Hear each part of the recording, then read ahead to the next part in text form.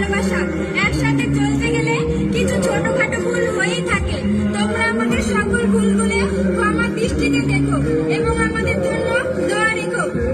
প্রিয় সভাপতি, কে যে কোথায় থেকে এসে এত প্রিয় হয়ে উঠেছিলাম সেটা আর আজ মনে নাই, কিন্তু আজকে অসংখ্য স্মৃতিভরা মুহূর্তগুলো মনে পড়ছে।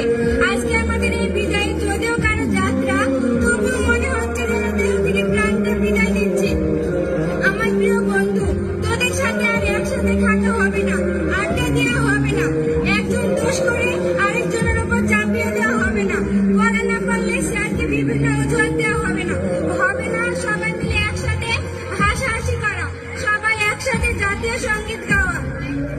ছেলে বন্ধুদের কাছ থেকে আর ট্রিট চাওয়া হবে না, ওরা আর আমাদের কলম ছুড়বে না, ছোটখাটো বিষয়গুলো নিয়ে আর ঝামেলা হবে না, বন্ধুরা রাস্তায় দেখা হলে আর চিনবে না।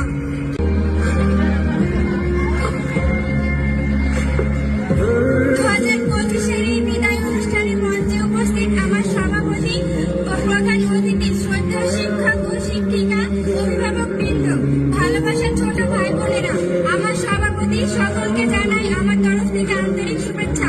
প্রিয় ছোট ভাই বোনেরা, আর তো হবে না তোমাদের সাথে পথ চলা।